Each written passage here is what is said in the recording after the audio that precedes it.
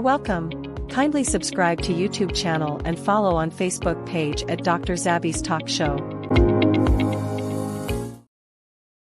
Mo kí wa nílé lóko lẹ́yìn odi, mo kí wa pé akóbójú ọjọ́ ṣe rí, mo kẹ́yìn ìyá, mo kẹ́yìn bàbá, mo kí ẹ̀gbọ́n, mo kí àbúrò, mo kí wa pé akóbójú ọjọ́ ṣe rí. Èmi ọmọ yín olólùfẹ́ yín, Dr. Zabby's Talk Show, ayé ọpẹ́ yọ ṣe lọ́dọ̀ sí inú ní agbára lọ́wọ́ Ọlọ́run. Ayé ọpẹ́ a máa yọ fún wa, lórí ọmọ, lórí ìdáwọ́lé wa, òun là yọ pé máa yọ fún wa. Èwo ni mo mú wá fún wa lọ́jọ́ títí òní wípé ká ṣàgbéyẹ̀wò Akí gbogbo ẹ̀yin tẹ́ máa ń bá wa pín ètò wa, gbogbo ẹ̀yin tẹ́ máa ń bá wa tẹ like, tẹ́ máa ń fi comment sílẹ̀. Ìbànújẹ́ ó kéré ó tóbi kó máa ní kángun sí ọ̀rọ̀ wa. Ọ̀rọ̀ tó wá ṣẹlẹ̀ yìí ó máa wá tójú súyàn o. Kí la ti fẹ́ ṣe, báwo la ti fẹ́ sọ wọ́n dẹ̀ ní ọ̀rọ̀ kì í tóbi títí ká fi ọ̀bẹ ká fi bù ú. Wọ́n lẹ́nu la máa fi sọ, ìdí la máa fi jókòó.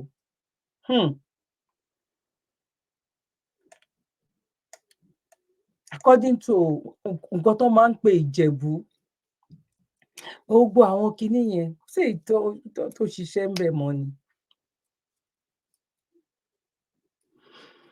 Ó pani lẹ́kún wípé kán tí wọ́n ní Ìjẹ̀bú lépè, Ìjẹ̀bú ń lépè síta. A ní ìdí ẹ̀ lọ́wọ́lọ́wọ́ ìyá ní ìdẹ fáwọn ìjọba yìí. A ní ìdẹ bọ̀ ṣé short. Because àwọn gangan fúnra wọn babaláwo ni wọ́n. Àwọn gan fúnra wọn gan ti fi orí èèyàn wọ́n ti fi mú ẹ̀jẹ̀. Ẹ wò ẹ má jẹ́ kí n gbà wá ní àkókò. Pápápá ni mo fẹ́ jẹ́ kí a ṣe program. Ẹ jẹ́ ká kọ́kọ́ lọ wo ìṣẹ̀lẹ̀ tó ṣẹlẹ̀ ní Ìbàdàn, ní ìlú Ìbàdàn, ní èní on the 17th ni mo believe pé ó ṣẹlẹ̀. Torí èní ló lè mí rí. Èní náà dẹ̀ ni màá believe pé bóyá ó ṣẹlẹ̀. Tó bá yẹ pé nǹkan tó ti ṣẹlẹ̀ tẹ́lẹ̀tẹ́lẹ̀ ni a máa ti rí ní orí ayélujára. Ẹ dẹ̀ lè ti rí tó ti ṣe díẹ̀ bọ̀ èmi ṣẹ̀ṣẹ̀ rí ni. Ẹ jẹ́ ká lọ wò lórí. I'm not happy. I'm not happy. I want to tell you now. Òjò tó rọ̀ nísinsìnyí.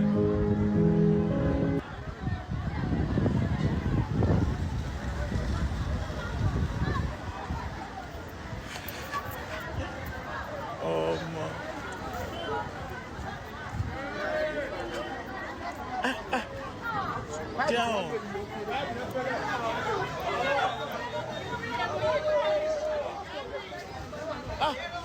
Àti ẹ̀dùkọ́ tí òyìn ò ti ẹ̀sìn bẹ́ẹ̀ ọmọ. Abẹ́ ẹ̀dùkọ́ wọ́n tó jẹ́ ni.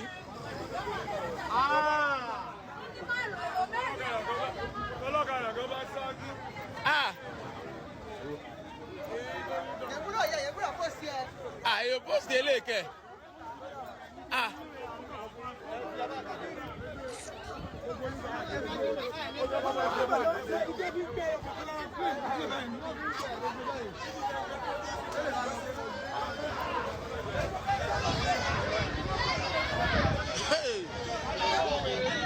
Ọmọ ilé lágbára.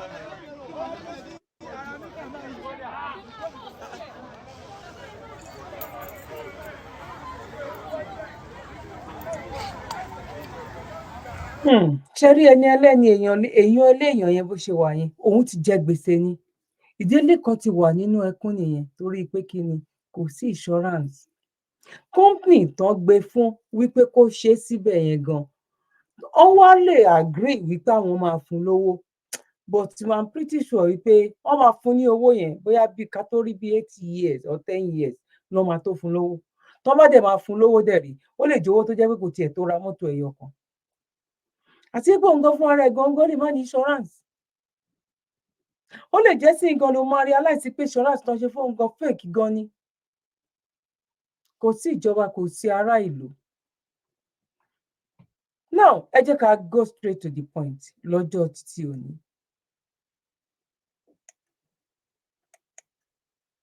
Good morning, Dr.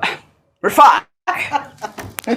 Executive Council meeting on Tuesday, stating that the government is focused on tapping into domestic financial resources for national growth adding that it was a significant step towards driving economic progress and addressing critical infrastructure needs. Let's take a look before we take Atiku's reaction. The fact is that even before we start looking to foreign investors, we start looking to foreign funding, there is available in Nigeria long-term funds to fund infrastructure projects. And it's within the pension, life insurance, and investment fund industry generally. There is upwards of 20 trillion naira available, and much of it is in short-term funding that it doesn't need to be. Pension money is long-term. People save over their lifetime for their pension. And so, in conversation, in consultation, collaboration, and cooperation with the private sector, we are now able to announce, and with the full knowledge and support of all parties, that there will be an initiative to fund growth through investment in infrastructure, including housing, provision of mortgages, long-term mortgages, 25-year mortgages at relatively low interest rates. Initially, of course, the government will stand back and provide some support, particularly in this era of high interest rates. But eventually, as interest rates come down, there should be less role for the government through providing, for example, guarantees and so forth. Rufai, of course, you know, this is coming at a wrong time. A lot of Nigerians have condemned this actual action because, like you know, pension funds can only contribute about 5% on, you know, infrastructural development. So we need more explanation as to, you know, how these monies will be dispersed. But, you know, Atiku, you know, condemned it as well, and his tweets reads in part: he provided no useful details, such as the percentage of the funds to be mopped up from the pension funds. Even at that, this move must be halted immediately. It is a misguided initiative that could lead to a disastrous consequence on the lives of Nigeria's hardworking men and women who toiled and saved and who now survive on their pensions, having retired from service. It is another attempt to perpetrate illegality by the federal government. The government must be cautioned to act strictly within the provisions of the Pension Reform Act of 2014, along with the revised regulation on investment of pension assets issued by the National Pension Commission. There are no easy ways for Mr. Edun to address the challenges of funding infrastructure development in Nigeria. He can't cut corners. He must introduce the necessary reforms to restore investor confidence in the Nigerian economy and to leverage private resource skills and technology. Rufai, over to you.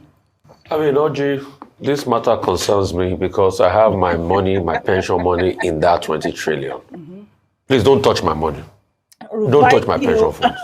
Don't touch my future. I beg you. Oh my God. If you cannot get money to run a nation, that's your problem. You campaigned that you were going to get money to run a nation effectively and provide infrastructure. Don't touch our pension fund. The law talks about 5% infrastructure because you don't want to hedge the future of workers that you can't even pay 70,000 wage now. Pensions that are very low already. Since we came to this pension scheme under Olusegun Obasanjo, don't touch it. It's not today they've been muting this idea. They've just seen the affairs. It grew from about 13 trillion a couple of years ago to about now 20 trillion. You just see the pots there, you want to touch it. Don't touch the PFAs. Don't touch it at all. Because we've seen the recklessness at which you manage it. You're talking about funds and things like that. It's only the statutory 5% you should mop up. The rest, don't touch it. Because you have done nothing to help the workers. There's still a lot of pensions being owed by especially state governments. Still owe these workers a lot of the pension. Pension arrears is still a lot of money that is still being owed. If that money comes into the fund, the pot should be bigger than it. So please, let's not even go there at all. You have taxed people, there's inflation raging hard, and the little thing about their future, now you want to go ahead and you're muting the idea. Don't even think of it at all. Atiku Abubakar is 100% correct on this. Apart from the 5% threshold you can touch for infrastructure investment, don't touch it for that because we've seen how you mismanage the money, inflate contracts and things like that. Then you're talking about pension fund, where the coastal road has not of priority. You are going to expend over 1 trillion. You've quickly approved money now for the section 2 of the coastal road. Maybe I say you can fix that money to housing and other things. Don't touch pension. And I know I'm speaking the minds of millions of Nigerian workers this morning. Don't touch it. Right. Leave it alone. I mean, this is the great thing. What is it? This is the great thing of having a strong, opposition. I mean, we have sseen Atiku Abubakar, always come out to challenge the federal government. And I think that this is something that they should look into. But before I come to you, Ayo, in another development, reactions have trailed President Bola Ahmed Tinubu's approval of 90 billion naira to subsidize the cost of this year's Hajj pilgrimage. Vice President Kashim Shettima made the announcement during the inaugural Hajj airlift at the Sir Ahmadu Bello International Airport in Kebbi State on Wednesday. In his speech, Shettima emphasized the president's commitment to religious pilgrimage and urged intending pilgrims to pray for the success of the administration. Òye tó fẹ́ fi rán àwọn èèyàn lọ sí Hajj. Ọlọ́run dẹ̀ ń wo àwọn èèyàn yìí báyìí. Òye tó fẹ́ fi rán àwọn èèyàn lọ sí Hajj. Ẹ jẹ́ ká máa gbọ́ lọ. Eléyìí pọ̀. Eléyìí ga. Eléyìí shock you. Oh my God. Ìlú dẹ̀ lélẹ́yìí. Ṣáyé dẹ̀ lélẹ́yìí. Ṣégbèsí ó ga o. Eléyìí ti kọjá pé ẹni tó ń kà bá kí mú pẹ̀bọ̀ kí la fẹ́ kí ọ̀hún sọ pé kí lẹ máa ṣe. Níbi tí ebi ti ń pa àwọn èèyàn tó ti ń kú, níbi tí hospital. Administration and to act as good ambassadors for Nigeria by observing all Hajj protocols in Saudi Arabia. The president approved the release of 90 billion naira to subsidize the cost of pilgrimage for this year's Hajj. Therefore, I urge you not to relent in praying for the success of this administration, for the peace and progress of our country that we are proud to call our motherland. All right, priorities. This is what we've always been advocating on this program. I mean, they want to touch pension funds like Rufai talked about, money and then now it's 90 billion, not 1 million, not 1 billion, 90 billion. Well, let me take some reactions before I come to you. Hazard wrote, I'm curious to understand the rationale behind the government subsidizing Hajj in a country facing hunger and food shortages. While it is important to fulfill religious obligations, it seems more prudent to prioritize addressing the immediate needs of the population. Olu wrote, taxpayers' money is being spent on religion that should be personal, but they said Nigeria is a secular state. Well, I hope they will sponsor Christian pilgrimage to Jerusalem too. But honestly, we don't need this right now. Pint of Gary is 3,500 naira.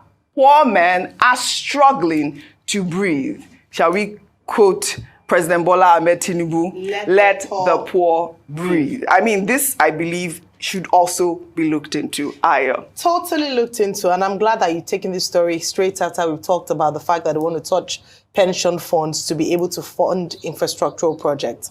Now, there are two things. The first thing is that, yes, great idea that the government wants to invest in infrastructure. The other part of it is where the source of funding would come from. And so rather than attract the much needed investment in infrastructure, this government has taking what would be said to be the easy way out in terms of finding revenue. Of course, it's not free money like Alhaji Atiku Abubakar had mentioned. It's money that would have to be paid back, and it's money that belongs to the people. And there's also a concern, and this I think is the biggest, as to how the funds would even be managed if they succeed in touching the 20 trillion naira. Because if we would take the money and then we'll be subsidizing 90 billion naira for Hajj, or be spending money, I know they say it's infrastructure, but at the end of the day, they will say, oh, something came up, we had to spend money on that. And that's what we talk about, that when we borrow money, what the money is actually used for. We don't seem to look like a serious nation. If at this point, we are still paying 90 billion naira, This year's school feeding program is budgeted to be 100 billion naira, 10 billion naira shy of this money for Hajj. Do you know how many children can be fed in school, and then the effect on that or the impact on that in terms of having more children in school, especially in the north, which has the largest number of out-of-school children? Owó tó yẹ kẹ́ fi fún wọn láti fi ṣe ìtọ́jú wọn, Ọlọ́run. Owó tó yẹ kẹ́ fún wọn láti ó wà lọ́wọ́ yín. Ẹ ń kó lọ sí ìlú bòmíì, ẹ dẹ̀ lọ fẹ́ lọ ṣe prayer, kó lọ ṣe prayer fún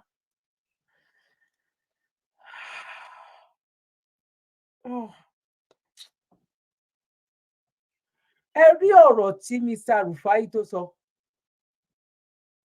nínú Arise TV yẹn, gbogbo àwọn pípò yìí tó bá jẹ́ pọ́n lágbára ni wọ́n máa lọ ṣe wọ́n bọ́ ẹ ṣe Sunday Igboho ni, torí pé Arise TV a máa tiẹ̀ fún wọn ní 80. Ìjọba ló káwọ́ wọn kò, tí ò bá jẹ́ ìjọba tó ó mọ òtítọ́, ó rí òtítọ́, wọ́n gbìyànjú láti sọ òtítọ́. Ẹ wo owó pension, ẹ wo àwọn arúgbó, báwo ni ìlú yẹn gangan báwo ló fẹ́ dá? Ẹ wo security ò sí, ẹ wo ìdààmú tó bá Nàìjíríà, ẹ wo adúrú owó, ẹ gbà wá, ẹ rà wá kalẹ̀, ẹ wo adúrú owó táwọn pípù yìí tán fẹ́ kó lọ fún ìjọba Saudi Arabia. Ẹ wo owó tí àwọn pípù yìí tán fẹ́ kó lọ fún ìjọba Saudi Arabia. Àti ọjọ́ tí a ti ń ṣe gbogbo ẹ̀sìn yìí, ìlọsíwájú wo ló bá wa nínú Nàìjíríà?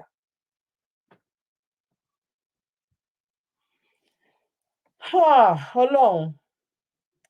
Children in the world. Do you know how much money that would go into? I'm not saying that people shouldn't go to Hajj. Go to Hajj. But let it come from your personal pocket. Or let private, there are generous private individuals or organizations who might want to take this up as CSR. We need to be honest with ourselves as a nation. We keep saying, oh, don't touch religious things. Religion is very personal. Your faith in God is personal in terms of the fact that you choose to follow God in this manner, and if you're going to do anything, then there are good, willing, well-meaning Nigerians who want to do it, and let them go ahead and do it. We need to be honest with ourselves. Ara àwọn nǹkan tó ń ṣẹlẹ̀ rèé o. Ara àwọn nǹkan tó ń ṣẹlẹ̀ lélẹ́yìí tó jẹ́ pé àwọn ẹlòmíín sìn tó jẹ́ pé wọ́n tiẹ̀ fẹ́ lọ sí church, wọ́n fẹ́ lọ síbi kankan mọ́, because wọ́n wò wípé báwo ni ilé ayé ṣe lè máa rí báyìí?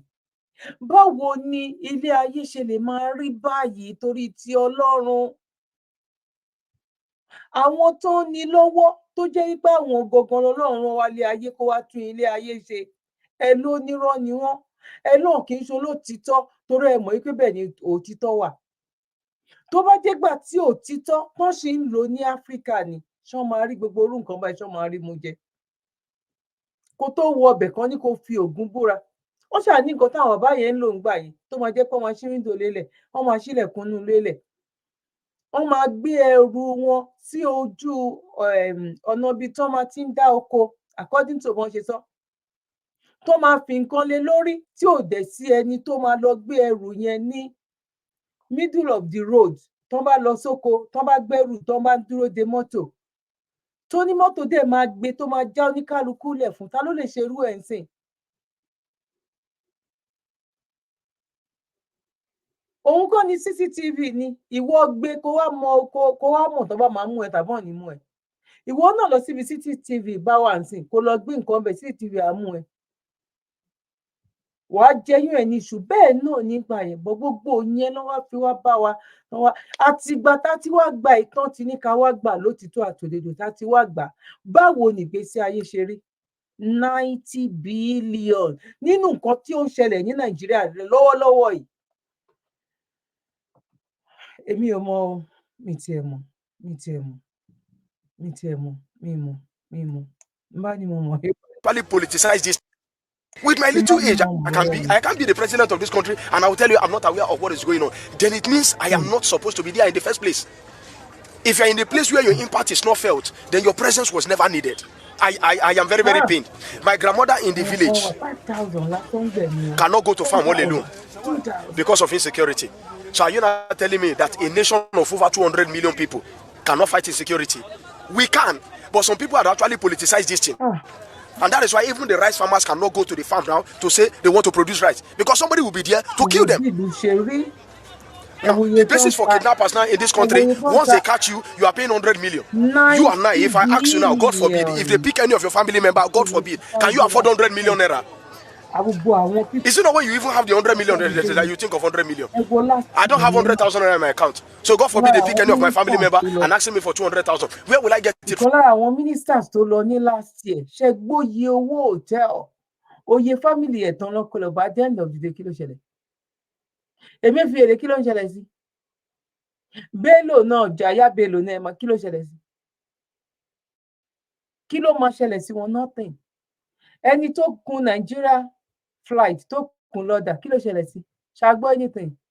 That is Nigeria for you. Ó mà ṣe o. And these people believe that there is no way, you will sort out this morning. And can I shock you, sir? None of these kidnappers have ever been arrested. And each time you arrest these kidnappers, they are always looking wretched. If I am worth 10 million, as I am standing, from my dresses, you will see 10 million. You will see sign of 10 million.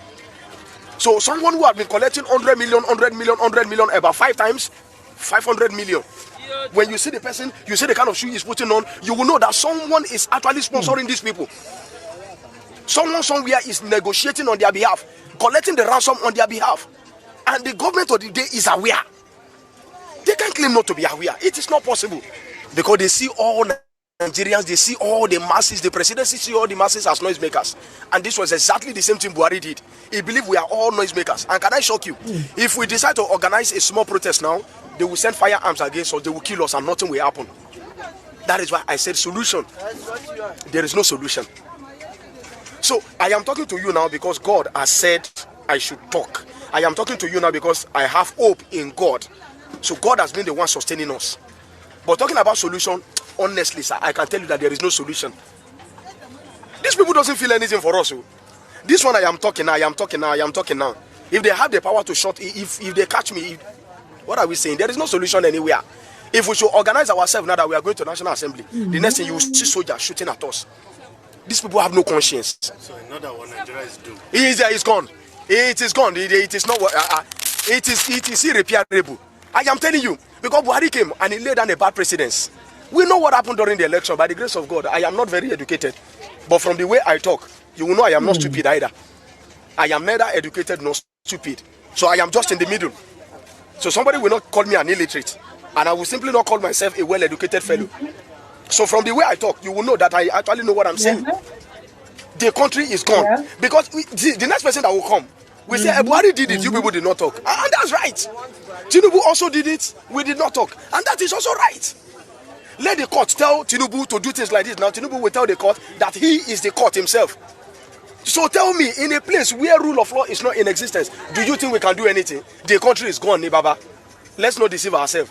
See, you are surviving not because the country wants you to survive. You are surviving because God has said you should survive. Your children are eating because how much are you even earning now? Your salary cannot even take care of yourself, let alone your family. If you want to buy wears, your salary cannot cater for your wardrobe alone.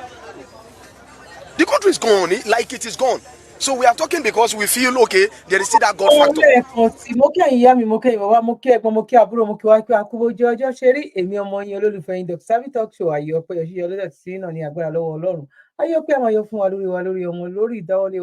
Òun láyé ọpẹ́ máa fi máa yọ̀ bẹ́ẹ̀ ṣe kí mi pé mo kú ètò bẹ́ẹ̀ náà ni mò ń kí n pé a kú bójú ọjọ́ ṣèrí èyí tá a tún fẹ́ gbé wáyé ó tún ká màmá lẹ́yìn eléyìí bó máa ṣe ní pápápá ni mo kí gbogbo ẹ̀yin tẹ́ ń bá wa dá sí ọ̀rọ̀ Charity wa ọlágbára lọ́wọ́ Ọlọ́run arọ́mọdọ́mọ wa kò ní gbégbá bára ẹ jẹ́ ká sáré lọ sí ìpolówó kí a tó máa tẹ̀síwájú. God bless you.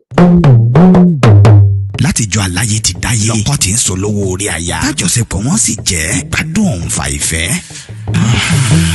Tírí ìgbádùn lọ́kọláya bá ti ń bọ́ ságídí. Kásàyàn ò fàǹfẹ́ láàrin wọn dò ní yọ̀bẹ̀kẹ́. Tọkọ ò lè gòkè lọ́wọ́ déré. Tọkọ wa ń ṣe súkẹ́súkẹ́ lórí àyà. Orísun ló yẹ ká padà sí. Ká tọ́jú ara wa pẹ̀lú S2 Aba Bitters. Fátẹ̀ kan lẹ̀ gbọ̀ngbọ̀ngbọ̀n. Ká kó lẹ́gbẹ́ àwọn tí ń bẹ̀bẹ̀ fàyà lórí ibùsùn. S2 Aba Bitters. 100% Aba tí ò lọ́tì kankan nínú. Pẹ̀lú oúnjẹ NAFDAC. S2 Aba Bitters. Ilé-iṣẹ́ S2 Ultimate Holistic Spiritual Aba Remedy International Limited ló ṣe 002 Park Street First Avance Junction Ọ̀lẹ́yọ̀ Ìbàdàn Ọ̀yọ́ State. Ó wà lọ́pọ̀ yanturu ní 1825 Olúyọ̀lé Shopping Complex New Garage Ìbàdàn. Ẹ ti lè rí rà ní Lasorat Royal Plaza Asunlẹ̀ Junction off Akala Express Ìbàdàn Ọ̀yọ́ State. Fún ẹ̀kúnrẹ́rẹ́ àlàyé síwájú sí tàbí tẹ̀yin gan bá fẹ́ jẹ́ alágbàtà fún wa, ẹ pè tàbí ká WhatsApp wa lórí +234 704 079 0153 tàbí ká kàn sí +234 806 400 0204. Bákan náà ni ẹ lè kàn sí abroad line wa lórí +353 894 982 845. Ẹ mọ́ gbàgbé wípé ìlera lóògùn ọrọ̀, tó fi já sí wípé ẹ ti lè kàn sí iléeṣẹ́ S2 Aba Mixture fún ìtọ́jú àwọn àìsàn míì lóníran bíi ìfúnpá gíga, diabetes, low sperm count, ìdákọ́lẹ̀, arthritis, bone fat, blood cleansing, rheumatism, infertility àti èyíkéyìí àìsàn tó bá ń bá yín fúnra nínú ara. S2 Aba Bitters ó dára fún ìgbádùn ọkùnrin àtobìnrin. A kí wa wípé akọ́bọ̀ sórí ètò àkùbọ̀jọ́ ọjọ́ ṣe rí lẹ́ẹ̀kan sí i. Kí wá wo nǹkan tí àwọn China tó ń ṣe láti ọjọ́ àárọ̀ wọn tó jẹ́ wípé àwa gan nídìí nǹkan tó ju bẹ́ẹ̀ lọ. Most nǹkan tí China ń lò ọ̀dọ̀ wa ní Áfíríkà, ní Nàìjíríà, nílẹ̀ Yorùbá, ibẹ̀ náà ti wá ń kó. Ibẹ̀ náà ti máa wá ń kó lọ sí ọ̀dọ̀ títí wọn. Wọ́n nílé la ti ń péjọ ròde bíi ti Nàìjíríà kọ́ o. Ilé láti mú owó ilé láti fi lọ ṣe aráàta lóore ohun ti Nàìjíríà. Ìkà ni àwọn pípù yẹn. Ìjọba Nàìjíríà bàbá ìkà ni wọ́n. Ṣé àwọn gbọ́dọ̀ sọ jáde? Òkè tó wá tún di ti àwọn Christian. Ṣé mọ̀ wípé Ayọ̀ náà sọ bẹ́ẹ̀? The other lady tó wà pẹ̀lú Rufai.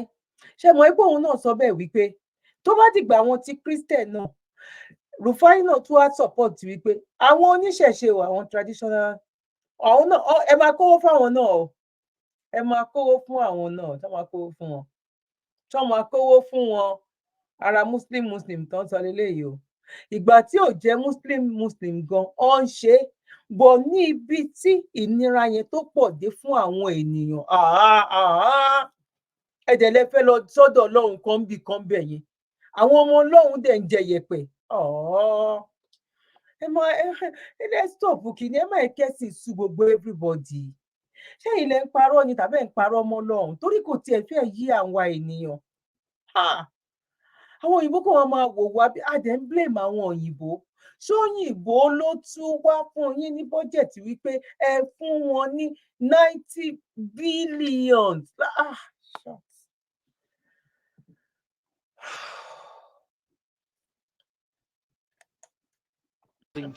You see them doing, if I'm telling you that the education system in Africa is a whole lot of vibe, you think I'm lying. Watch what the Chinese kids are learning. From kindergarten, they are chefs. You see them, construction. Look at what they're doing. Self-independent.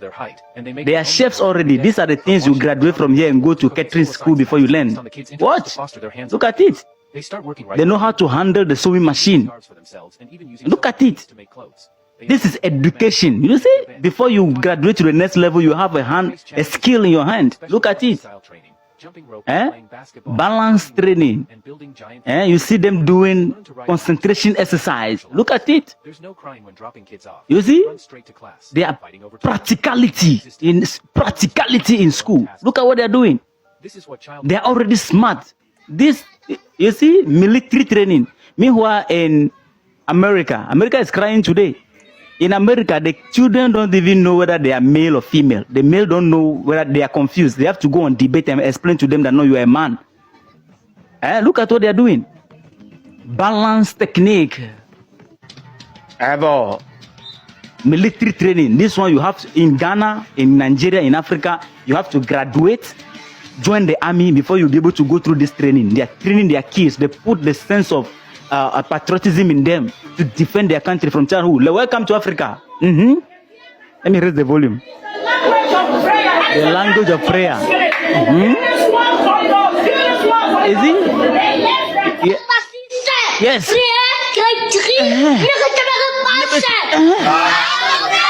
I will pray. Africa. We are teaching our kids to rely on Western God. After that, they graduate to become this. It's graduating. Be watching. Follow me. Follow the platform. Keep watching. It's graduating. From here, they graduate to where? What do they graduate to?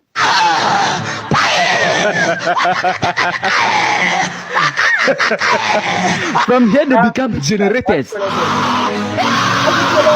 Look at the things we are raising.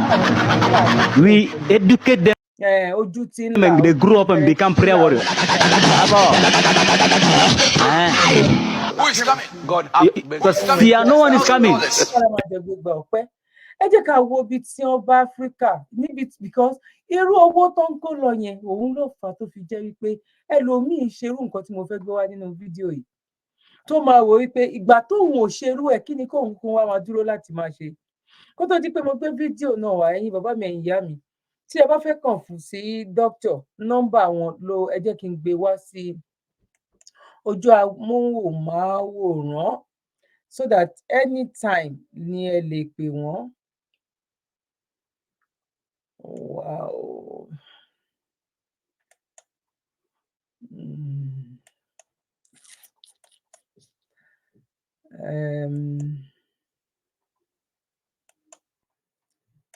Okay. Ó dàbí pé ọwọ́ mi ti ṣe nǹkan kan pẹ̀lú nọ́mbà yẹn but ó wà nínú ìpolówó yẹn. Ẹ̀yin tó bá dẹ̀ jẹ́ pé ẹ mọ nọ́mbà mi ẹ lè pe nọ́mbà WhatsApp mi tẹ́ bá fẹ́ kàn sí wọn.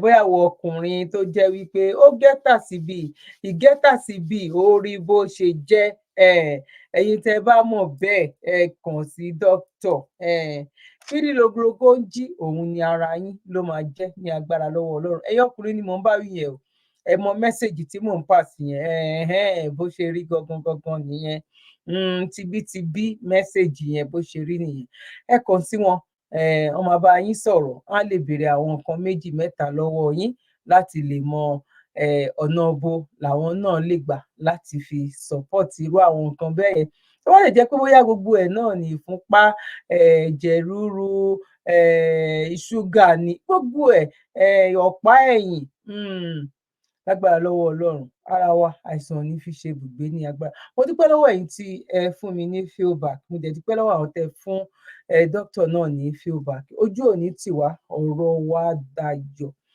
Gbogbo ẹ̀yin tí ẹ bá fẹ́ ṣe any other bóyá ẹ fẹ́ béèrè information kan lọ́wọ́ wọn ẹ fẹ́ béèrè àwọn nǹkan kan ẹ pè wọ́n digbidigbi náà wà fún wa a dúpẹ́ lọ́wọ́ àwọn náà wípé wọ́n kú ìfi ọmọ ènìyàn ṣe ọkọṣẹ́ ọmọṣẹ́ a dúpẹ́ lọ́dọ̀ Ọlọ́run ojú ò ní tì wá ọ̀rọ̀ wa dayọ̀ náà.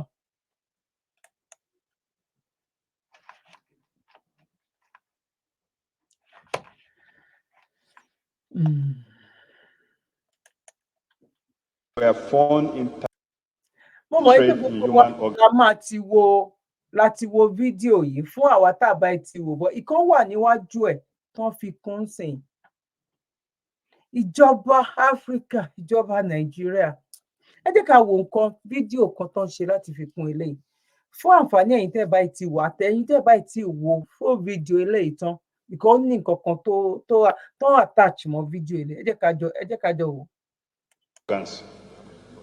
The House knows that about 2 weeks ago, acting on information provided by an anonymous source, Chinese authorities seized a ship that sailed from Nigeria with 7,200 refrigerated penises, which were found in 36 boxes labeled as plantain on a ship that harbored at the Shanghai port. I'm about TV, I agree my fans all over the world. Sengamanga everywhere. See what I show you, see that video. Now people penis the ball show. My brother, when I come across this online. I think allow you. They arrest Chinese people who carry container. That container, they see 7,200 pennies. I don't know which people get that pennies. They say now Chinese and Arab, now they are meat now. So they use we African prick. They do people. Àwọn èèyàn tó jí gbé, àwọn èèyàn tó fẹ́ ta willingly gan, tó máa wò pé gbà táwọn ọ̀tá kí làwọn tún ń ṣe. Tó bá jẹ́ ìlú tó ní àlùbáríkà, ìlú tọ́lọ́run yọ́nú sí, ìlú tọ́lọ́run nífẹ̀ẹ́ sí, ìlú tó níbẹ̀rù Ọlọ́run. Ṣebí news náà kà yìí, wọ́n ṣàmọ́ bọ́ ṣe òyìnbó, wọ́n máa tọpinpin ẹ̀, wọ́n máa ṣe investigation yẹn láti lè mọ àwọn wo ló ní, báwo ló ṣe jẹ́. Láì pé níbi tá à ń lọ ìgan pàápàá gan-an tó bá yín continue lọ báyìí ó dàbí pé ìgan pàápàá gan-an àwọn tá a máa dì zone Nàìjíríà a máa tú wa máa pọ̀ sí ni. Bóyá Áfíríkà dẹ̀ ni it's too much. Téèyàn kan bá lóun deny pé òun ò tiẹ̀ fẹ́ gbọ̀nà ìlú yẹn kọjá mọ́, gbogbo èèyàn gbọ́dọ̀ máa gbọ́rú eléyìí kínú ẹ̀ máa dùn náà. Àdé gbọ́dọ̀ má gbé bọ́ síta, gbọ́dọ̀ má sọ ọ́. Ẹ wo nǹkan kí la gbọ́. Emefiele bá ṣe gbọ́ nìyẹn, eléyìí náà bá ṣe ní gbọ́ nìyẹn. Ẹ wo ọkọ àti ìyàwó méjèèjì tó kọ́kọ́ wà níwájú. I'm pretty sure pé tó wá jẹ́ Nàìjíríà làwọn eléyìí tán ti mú wọn ọ̀n lè sí 24 hours mẹ́. But Britico náà wọ́n wà nínú ọgbà ẹ̀wọ̀n ní Britico. Ìlú yẹn ò lè dá èpè kọ kò ń fẹ́ dá. Do the thing that they think we want to. Then I look at our leaders who, when they are seeking to serve us, when they are seeking our support, they are humility personified. They kiss babies. They go to the shibin. They drink from dirty cups. They walk on foot. They smile with us. They take photos with everybody. They discard their security. They are humility personified. They speak the language that we want to hear. They do the things that they think we want to see them do. They delude us. They cheat us. And somehow we accept that they are leaders. But immediately they get what they want. Oh, they have a reverse Pauline conversion. If they were Paul, they go back to being Sauls. And we can no longer recognize them. When you ring them, their phones are picked by somebody called a PA, whose only claim to fame that he is rude beyond measure. When you go to the offices, they no longer want to see you. When they are driving in the streets, their sirens scare you. While I suspect that those who discovered the siren meant that it should be used for good purposes, for them it is a badge of honor, and they harass us in the streets. They acquire things which they have not worked for. They promise us things that they know they will never deliver. They want to be described as honorable even when they are horrible. These are the men that we have. Lè gbọ́. Àwọn pípù yẹn ò lè gbọ́, ó ti bàjẹ́, ó ti tán. Aláti sọ bẹ́ẹ̀ tẹ́lẹ̀tẹ́lẹ̀, mú lọ́lọ́run fi àwọn kan ṣe ilẹ̀kùn tó ṣí sínú tó ṣí sí ìtàsẹ̀. Ìkà ẹni bí kí orúkọ wo ló tún kù ní àwọn pípù ọ̀dájú ni àwọn pípù yìí. Ẹ wo ìyà tó ń jẹ àwọn èèyàn, ẹ wo bó ṣe ń wó ṣọ́ọ̀bù, ẹ wo bó ṣe ń wó ilé. Kó wá jẹ́ wípé nínú àìríjẹ àìrímu 90 billion ẹ wá fẹ́ kó lọ sí orílẹ̀-èdè ibòmíì, ẹ lè fẹ́ lọ gbàdúrà. Ìlú yẹn ò lè dá, èpè kọ́, kò dẹ̀ ní dá ní èpè kọ́. Kó máa rí báyìí lọ náà ni tí dìgbà tó máa fi jẹ́ wípé oníkálukú máa jórúkọ bàbá ẹ̀. Àwa gan ọba yín gbàládùá kò dá, ẹ máa ṣìṣe lọ kí ṣìṣe yẹn kó máa mú yín lọ ni, kó máa mú yín lọ. Tó bá yá bàbá Awólọ́wọ̀ ti sọ fúnra ara everybody ló máa dìde pé yes ó ti tó gẹ́ yes fúnra ara everybody ni ó ìrìn oníkálukú lára ni tó bá yá ẹ bọ́ta ẹ̀ ní wọlé ẹni kan pé gbogbo àwọn everybody tán bá lè pè kán kúkú wá pa yín sórí títì ó máa bẹ́tà ju gbogbo eléyìí lọ bọ́ fúngbà díẹ̀ náà ló kù ó ìrìn yẹn ni kò tí wọ̀ yín lára ó ti fẹ́ bẹ̀rẹ̀ sí ní máa wọ̀ yín lára díẹ̀díẹ̀ táwọn tí ò tiẹ̀ ní íńtánẹ́ẹ̀tì àwọn tó ti ṣe débi pé tán bá tàn báyìí wọ́n máa sáré pa ni ẹlòmíì gan ìwọ̀n oṣù gangan kò wá sórí social media torí kò lówó ẹ̀ ní á lóun ti wá rí ni a ní òun ìjẹun náà kóun tó wá lọ sẹ́ pé òun fẹ́ lọ sórí social media. Ẹ wo àwọn ọlọ́pàá Nàìjíríà yín ẹ jẹ́ kí n sáré gbé wọn wá ọlọ́pàá Nàìjíríà yín ni o ọlọ́pàá Nàìjíríà ẹ wò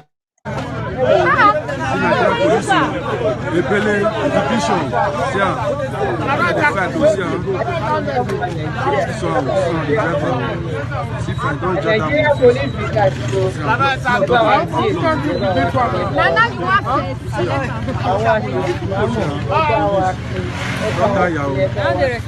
Ataya, just tire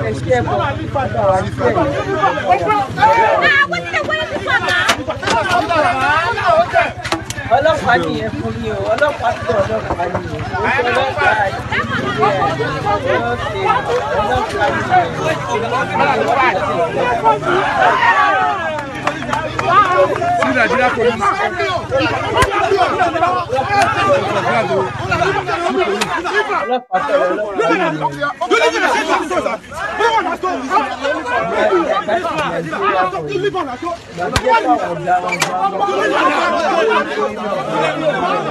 See Nigeria police.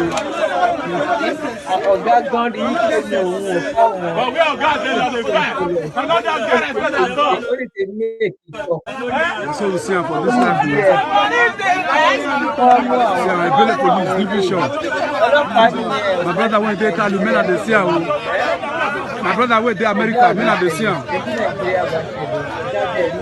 Men at the sea Ipele police Ipele police division Another one ẹ jẹ́ kí n máa ń gbà another one wá another one kó lè dín kí n continue another one yẹn ẹ jẹ́ kí n gbé nọ́mbà doctor jáde síbẹ̀ S2 ultimate nọ́mbà wọn ni mo gbé síbẹ̀ yẹn á bá make sure tẹ bá fẹ́ get in touch pẹ̀lú wọn ẹ má dágàrà láti pe nọ́mbà yẹn ẹ lè fi fóònù yín ẹ lè fi snap picture kó lè tè easy fún yín nọ́mbà méjèèjì ló wà lórí WhatsApp tẹ bá pè wọ́n lórí WhatsApp tẹ bá pè wọ́n direct náà rè kí á báyìí òun náà ni ó máa lọ lágbára lọ́wọ́ Ọlọ́run ojú ò ní tì wá ọ̀rọ̀ wa dayọ̀ náà.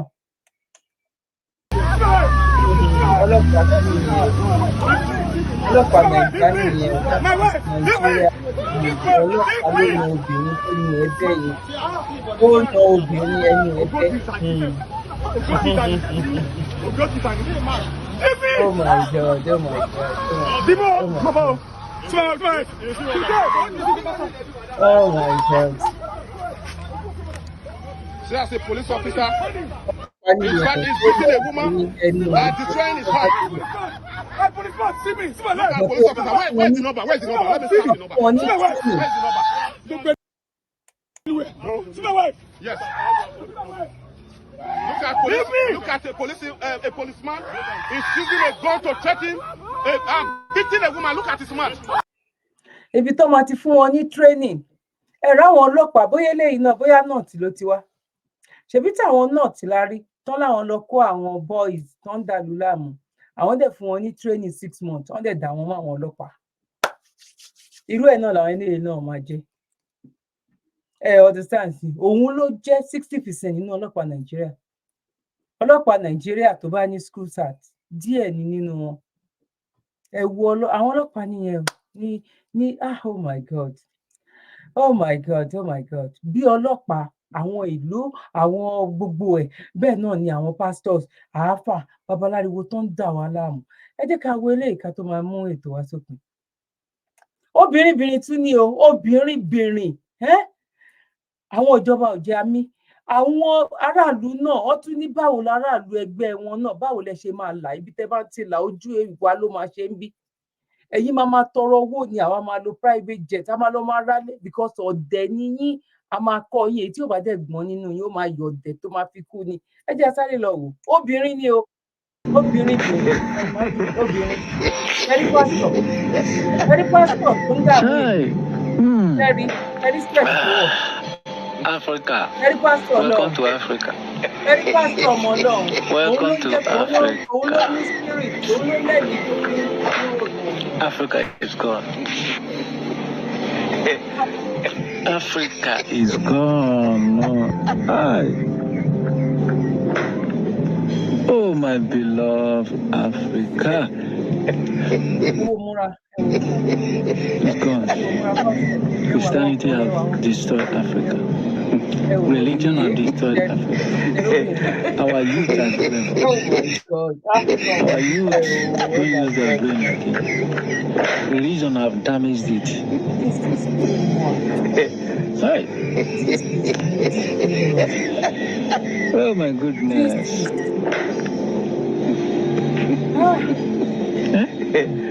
Oh my God. See a full grown-up man. See a full grown-up man. And his children will be watching him doing this. So seamless.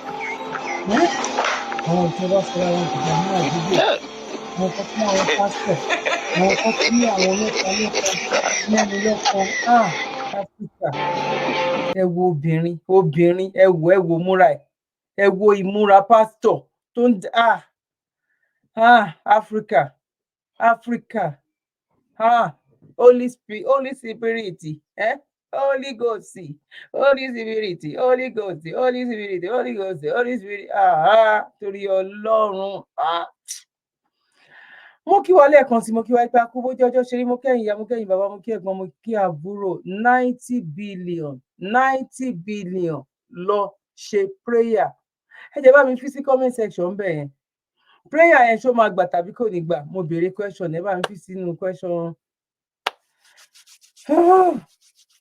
question ni mo kàn béèrè ẹ bá mi fi síbẹ̀ ṣe irú àdúrà yẹn ṣó máa gbà tàbí kò ní gbà ẹ bá mi fi sínú comment section bẹ́ẹ̀ mo kí wa lẹ́ẹ̀kan sí ipa kó bójú ọjọ́ ṣe rí èmi ọmọ yín àbúrò yín olólùfẹ́ yín Dr. Zabby Talk Show ayé ọpẹ́ yẹsùn lọ́dọ̀ tí náà ní agbára lọ́wọ́ Ọlọ́run ojú òní tiwa ọ̀rọ̀ wa ò ní já sẹ́kún kò ní já sí ìbànújẹ́ ìrere ju owó rí ìrere lójú wa máa rí ní ìgbà gbogbo lágbára lọ́wọ́ Elédùmarè mo kí gbogbo mùsùlùmí pé assalamu alaikum warahmatullahi wabarakatuh bẹ́ẹ̀ náà ni mo kí kìrìsìtẹ́nì pé God bless you mo kí gbogbo oníṣẹ̀ṣe wípé àgbò àtọ́ àsúrè ìwòrìwò fún ní agbára lọ́wọ́ Ọlọ́run bẹ́ẹ̀ náà ni mo kí gbogbo àwa free thinker wípé lágbára lọ́wọ́ Ọlọ́run àní ṣìwé àní ṣìsọ ó dìgbà kan náà God bless you bye for now.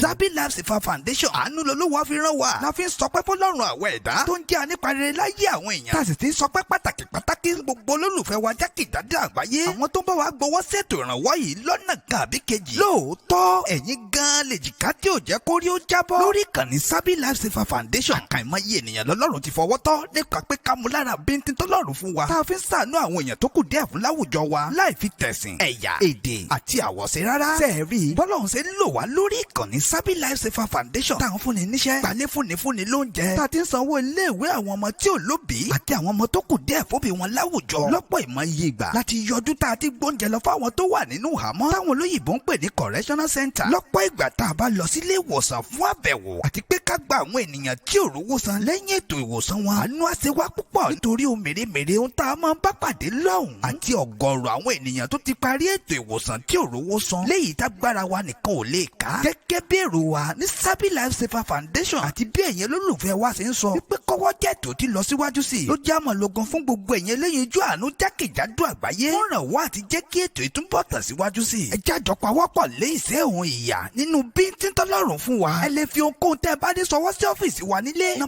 6 Bremer Street Sabo Ṣàgámù Ògùn State tó bá sowó ni ẹ fi sínú àsùnwọ̀n Zabby Life Saver Foundation account níbikíbi tẹ́ ẹ bá wà wà lágbàáyé. Account number 579-868-6013 FCMB. Fún ẹ̀kúnrẹ́rẹ́ àlàyé síwájú sí ilé ìpè èyíkéyìí àwọn aṣojú wa nílé +234-812-575-4492 tàbí kẹ́pẹ́ +234-708-434-5696. Bákan náà ní ẹ lè fàtẹ̀jíṣẹ́ tàbí kẹ́pẹ́ Dr. Zabby gan lórí WhatsApp nọ́mbà wọn +447-440-715-542 ní Zabby Lifesaver Foundation. Àánú ló jẹ wá lógún.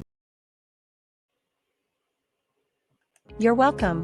Kindly subscribe to YouTube channel and follow on Facebook page at Dr. Zabby's Talk Show.